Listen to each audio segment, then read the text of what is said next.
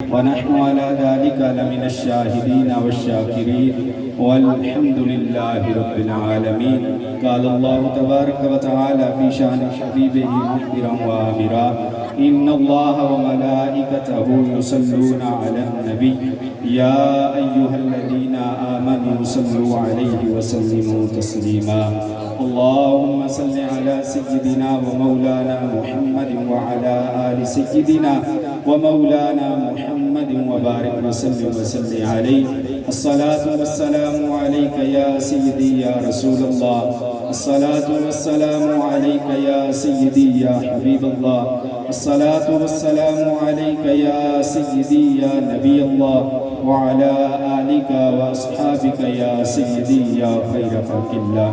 بلغ العلا بكماله كشف الدجى بجماله حسنت جميع خصاله صلوا عليه وآله. مولاي صل وسلم دائما أبدا على حبيبك خير الخلق كلهم. هو الحبيب الذي ترجى شفاعته لكل هول من الأهوال مقتهم. محمد سيد القونين والثقلين والفريقين من عرب ومن عجم. مولاي صل وسلم دائما أبدا على حبيبك خير الخلق كلهم. امداد کن امداد کن از رنج و غم آزاد کن در دین و دنیا شاد کن یا غوث اعظم دستگیر. خدایا بحق بنی فاطمہ کہ بر قول ایما کنی خاتمہ. اگر دعوتم رد کنی ور قبول منو دست و دامان آل رسول. گنج بخش فیض عالم مظہر نور خدا ناقصاں را پیر کامل کاملاں را رہنما.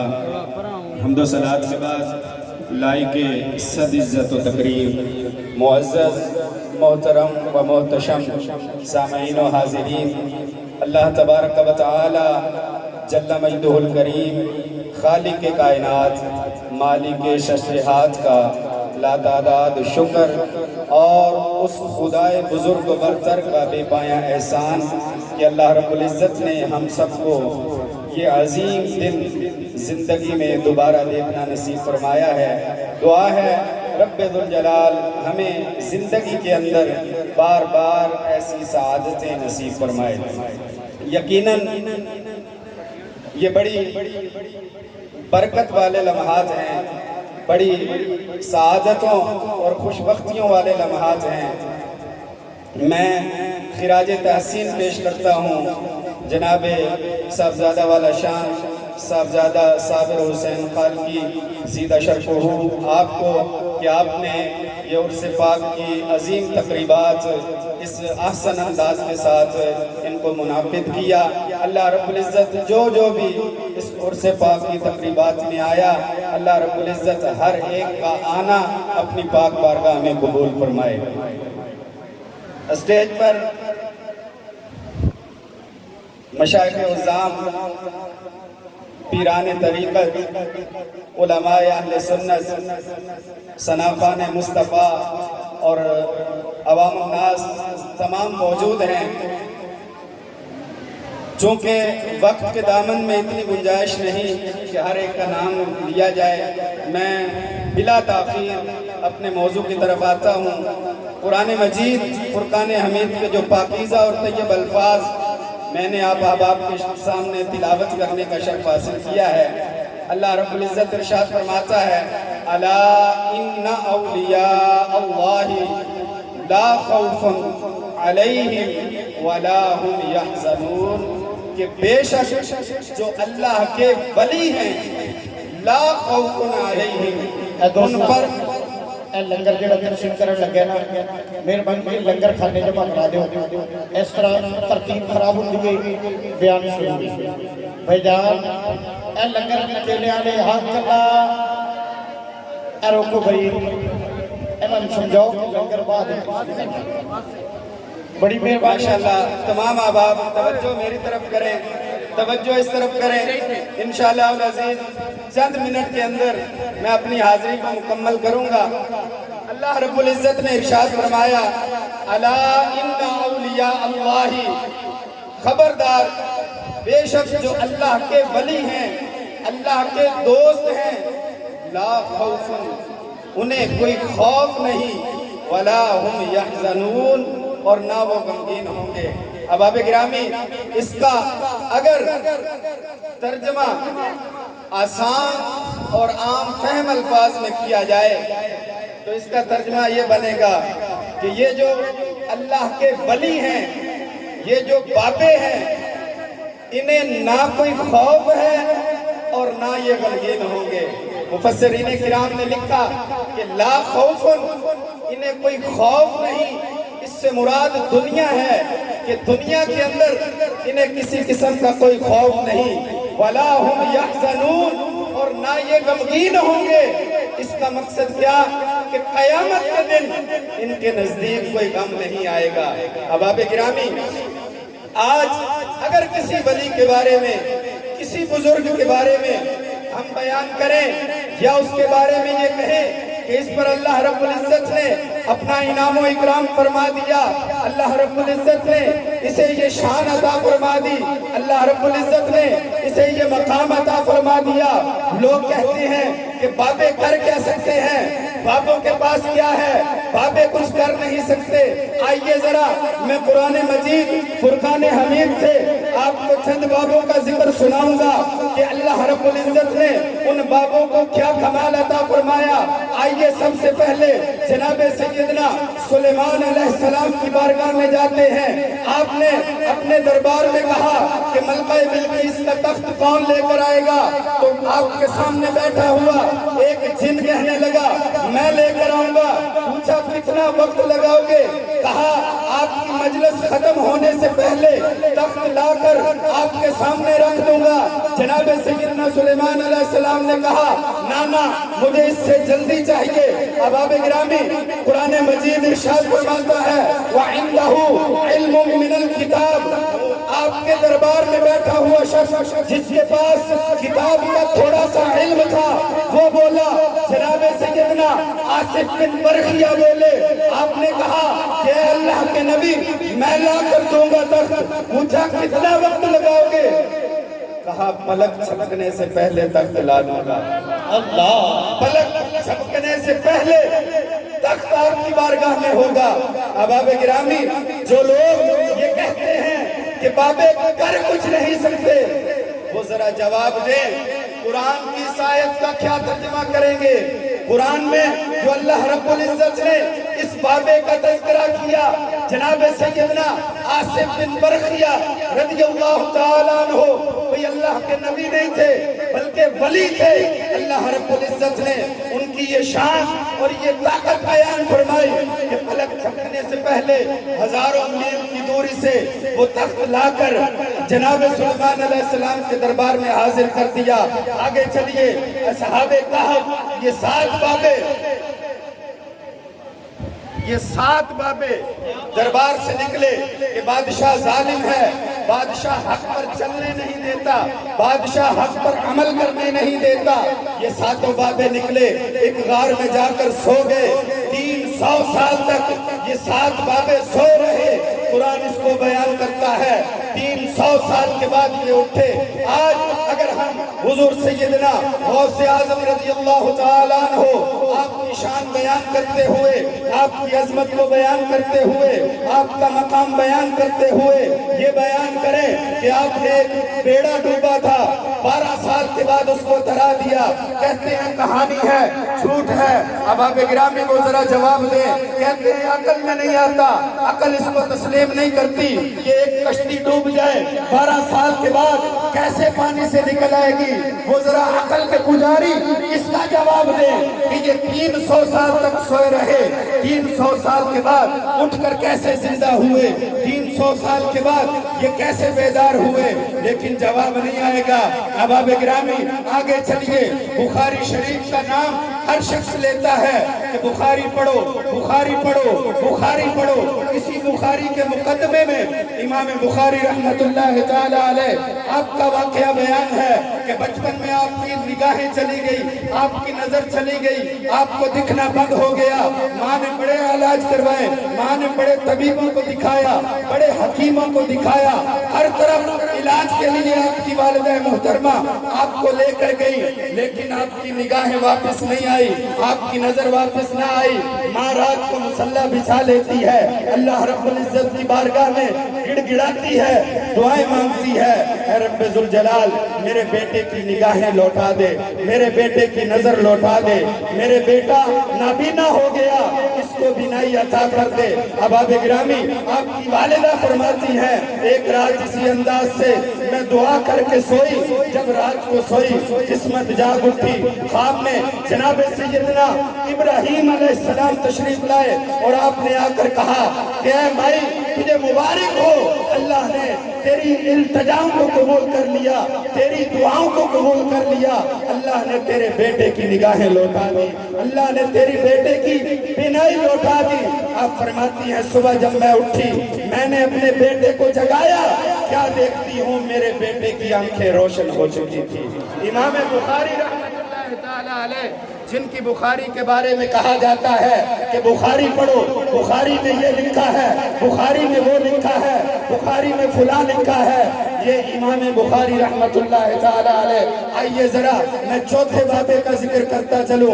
امام شرف الدین بصیری رحمت اللہ تعالیٰ علیہ، آپ کو فالج نے آ لیا، فالج کا اٹیک ہوا، آپ کا ایک جسم کا ایک طرف کا حصہ سن ہو گیا، جسم کا ایک طرف کا حصہ کام کرنا چھوڑ گیا۔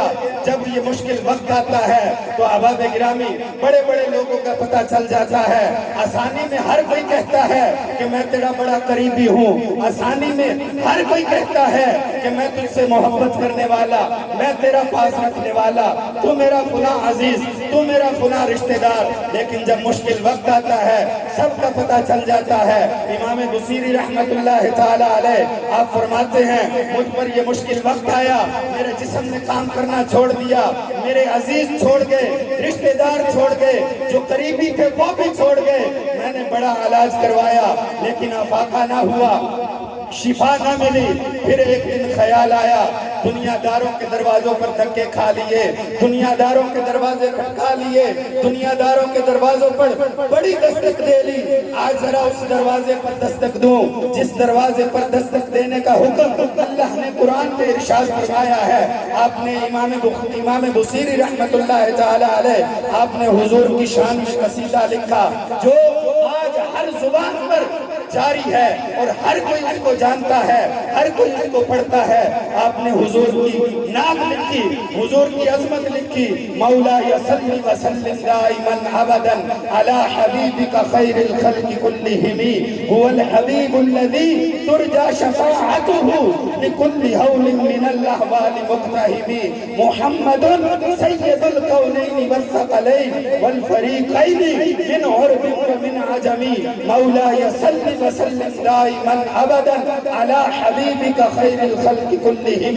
امام بصیری فرماتے ہیں میں حضور کی شان میں یہ الفاظ لکھ کر، یہ قصیدہ لکھ کر سو گیا، جب سویا قسمت جاگ اٹھی، خواب میں حضور تشریف لائے، حضور نے میرے جسد پر، میرے جسم پر اپنا دست انور پھیرا۔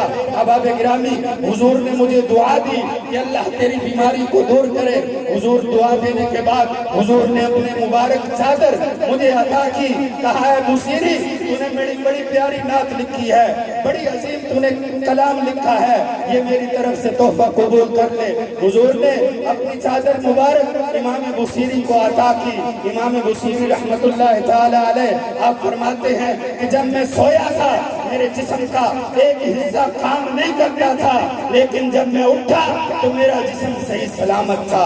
اللہ نے حضور کی نعت کے صدقے مجھے شفا عطا فرما دی۔ امام بصیری فرماتے ہیں جب میں نے اپنے تکیے کی جانب نگاہ دوڑائی تو جو چادر حضور نے مجھے خواب میں عطا کی تھی وہ چادر میرے سرہانے رکھی تھی۔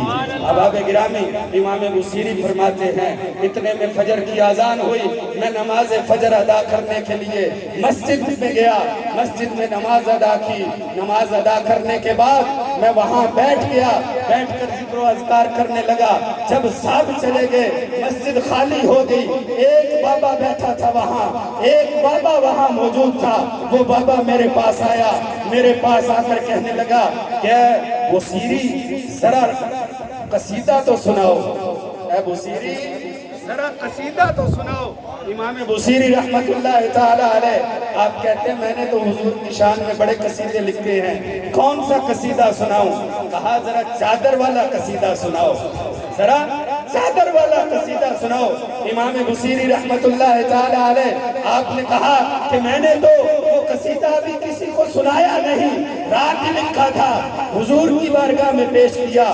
وہ بابا کہنے لگا کہ اے بصیری جب تم حضور کو وہ قصیدہ سنا رہے تھے میں بھی پاس بیٹھا سن رہا تھا۔ احباب گرامی، لوگ پھر بھی کہیں گے بابے کر کیا سکتے ہیں، وجہ صرف یہ ہے کہ وہ لوگ ولایت کے منکر ہیں، ولایت کے انکاری ہیں، ولایت کا انکار انہیں یہ بات کہنے پر مجبور کرتا ہے۔ آپ دیکھیے معاشرے کے اندر، اپنے ارد گرد دیکھیے، سوشل میڈیا کو اٹھا کر دیکھیے، جو داہریہ ہوگا اللہ رب العزت کی ذات کا منکر ہوگا، اس کے سامنے اگر آپ بیان کریں اللہ رب العزت نے جناب سیدنا آدم علیہ السلام کو اپنے دست مبارک سے تخلیق فرمایا، اللہ رب العزت نے جناب آدم کو بغیر باپ اور بغیر ماں کے پیدا فرمایا، جو داہریہ ہوگا خدا کا منکر ہوگا وہ کہے گا کہانی ہے۔ اب باب گرامی اسی طرح آپ اس کے سامنے بیان کریں کہ جناب سیدہ حوا سلام اللہ علیہا انہیں اللہ رب العزت نے جناب آدم کی پسلی سے پیدا فرمایا، جو خدا کا منکر ہوگا وہ کہے گا کہانی ہے۔ آپ ذرا لوگوں کے سامنے بیان کیجئے، ان لوگوں کے سامنے جو نبوت کے منکر ہیں ان کے سامنے بیان کیجئے جناب سیدنا ابراہیم علیہ السلام کو آگ میں پھینکا گیا، حالانکہ رب کا قرآن اس بات کو واضح طور پر بیان کرتا ہے کہ آپ کو آگ میں پھینکا گیا، آگ نے آپ کو نہیں جلایا۔ آپ کسی نبوت کے منکر کے سامنے بیان کریں وہ کہے گا کہانی ہے۔ آپ نبوت کے منکر کے سامنے بیان کریں جناب سیدنا ابراہیم علیہ السلام، آپ نے اللہ رب العزت کی بارگاہ میں عرض کی یا الہ العالمین تو مردوں کو کیسے زندہ کرے گا، میں دیکھنا چاہتا ہوں۔ اللہ رب العزت نے فرمایا اے ابراہیم چار پرندے لو، چاروں کو ذبح کرو، چاروں کا گوشت مختلف پہاڑوں پر ڈال دو، پھر چاروں کو آواز دو، وہ دوڑتے ہوئے تیرے پاس آ جائیں گے۔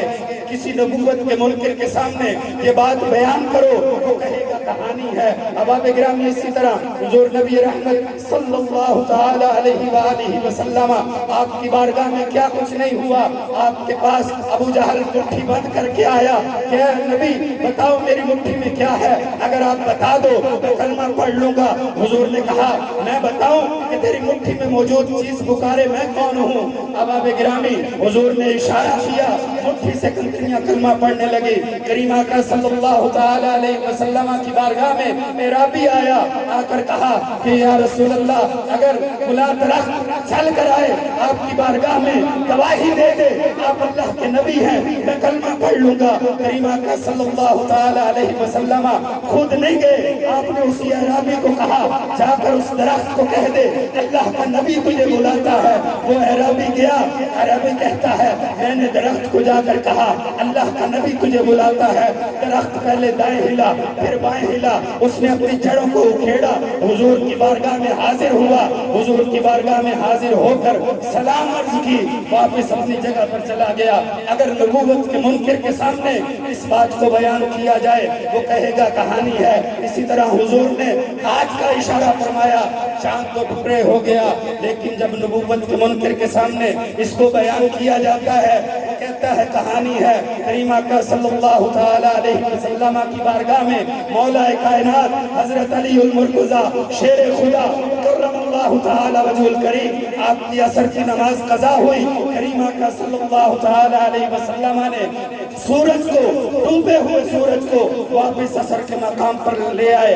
احباب گرامی جب منکر نبوت کے سامنے اس کو بیان کیا جاتا ہے وہ کہتا ہے کہانی ہے۔ پریشان ہونے کی ضرورت نہیں، پریشانی کی کوئی ضرورت نہیں۔ جیسے دنیا کے اندر خدا کے منکر موجود ہیں، جیسے اس اس دنیا کے اندر نبوت کے منکر موجود ہیں، جیسے اس دنیا کے اندر نبی کے منکر موجود ہیں، ایسے ہی اس دنیا کے اندر ولیوں کے منکر بھی موجود ہیں، ولایت کے منکر بھی موجود ہیں، بابوں کے منکر بھی موجود ہیں۔ احباب گرامی، جب آپ اولیاء کاملین کی کرامات کو، اولیاء کاملین کی سیرت کو ان کے سامنے بیان کریں گے تو جیسے خدا کا منکر خدا کی قدرت کو کہانی کہتا ہے، جیسے نبوت کا منکر نبی کے معجزے کو کہانی کہتا ہے، اسی طرح ولایت کا منکر ولی کی کرامت کی کہانی کہتا ہے۔ لہذا ایسے لوگوں کی باتوں پر پریشان نہ ہوا کرے، ذہن کو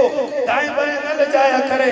اللہ رب العزت کے پاک پیغمبر کریم آقا صلی اللہ تعالی علیہ وآلہ وسلم کا یہ فرمان عالی شان اپنے ذہن میں رکھا کریں۔ کریم آقا صلی اللہ تعالی علیہ وآلہ وسلم نے ارشاد فرمایا، اللہ رب العزت ارشاد فرماتا ہے، من عاد لی ولیا فقد آذنتہ بالحرب، جس نے میرے کسی ایک ولی سے دشمنی کی، اللہ فرماتا ہے میں اس سے اعلان جنگ کرتا ہوں۔ جس سے اللہ کا اعلان جنگ ہو جائے پھر وہ ہدایت کی طرف نہیں آیا کرتا۔ اللہ رب العزت کی بارگاہ میں دعا ہے، خالق کائنات ہمیں ولیوں کی سچی اور پکی عقیدت و محبت عطا فرمائے۔ احباب گرامی، حدیث مبارکہ میں آتا ہے، کریم آقا صلی اللہ تعالی علیہ وسلم نے ارشاد فرمایا کہ اللہ رب العزت جب اپنے کسی بندے سے محبت فرماتا ہے تو جناب جبریل کو بلا کر جناب جبریل سے کہتا ہے کہ اے جبریل گواہ ہو جا، میں فلاں بندے سے محبت کرتا ہوں۔ میں آپ کے لیے آسان کر دوں کہ بابا جی غلام علی خلیفہ صاحب رحمت اللہ تعالی علیہ، آپ کا آج چرچا اتنا کیوں ہے، آپ کا ذکر آج بھی کتنے سال گزر گئے آپ کو اس ظاہری دنیا سے پردہ فرمائے ہوئے، لیکن آپ کے دیوانے اتنی دور و دراز سے آئے، ان میں سے آنے والوں میں سے کئی ایسے ہیں جن کا بابا جی کے ساتھ نہ خون کا رشتہ ہے، نہ خاندان کا رشتہ ہے، نہ کوئی اور رشتہ ہے، رشتہ ہے تو صرف ایک لا الہ الا اللہ محمد الرسول اللہ، دین مدین کی محبت میں بابا جی کی بارگاہ میں آئے ہیں۔ احباب گرامی،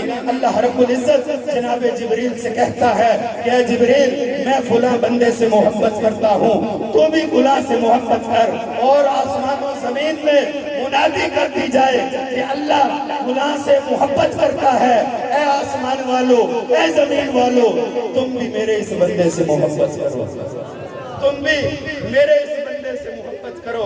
حدیث مبارکہ یہاں پر ختم ہو گئی، لیکن میرا وجدان کہتا ہے، میرا وجدان یہ کہتا ہے کہ جب جناب جبریل یہ اعلان کرتے ہوں گے کہ اے اللہ کے بندو فلاں شخص سے اللہ محبت کرتا ہے، تم بھی اس سے محبت کرو، تو احباب گرامی جو اللہ رب العزت کا دشمن ہے، ابلیس لعین ہے، وہ بھی اپنے چیلوں کو اکٹھا کرتا ہوگا، وہ بھی آواز دیتا ہوگا کہ فلاں تو بھی آ، فلاں تو بھی آ۔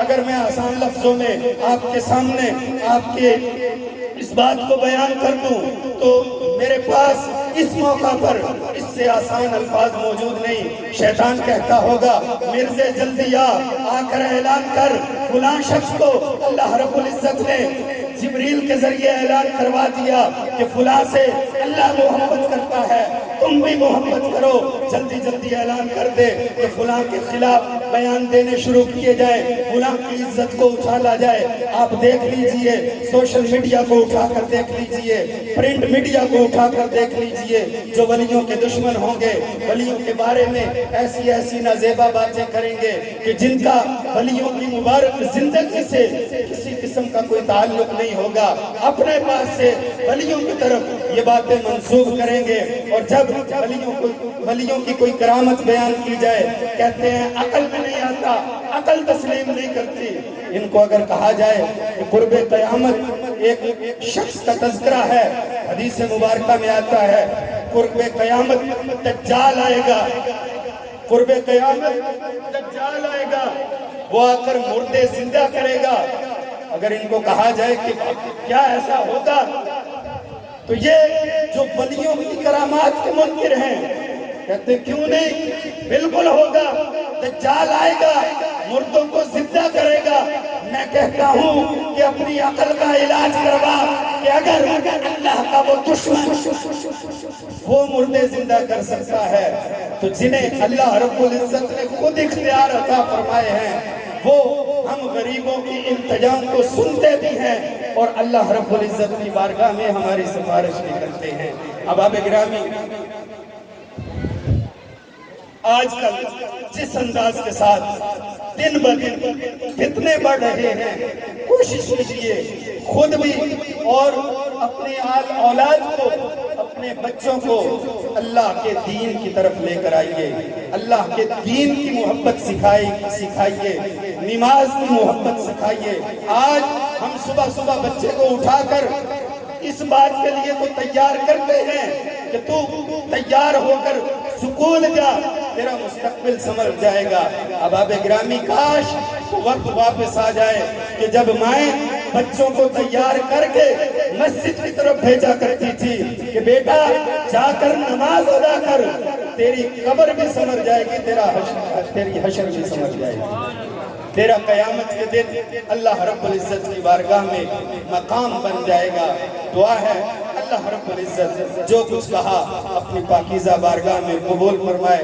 دوران خطاب جو خطا غلطی ہوئی اللہ رب العزت اپنی رحمت کاملہ کے طفیل اس خطا غلطی کو معاف فرما کر ہم سب کی آخرت کو اللہ رب العزت نجات کے ساتھ، حضور کی شفاعت کے ساتھ منور و معطر فرمائے۔ وآخر دعوایا ان الحمدللہ رب العالمین۔ مصطفیٰ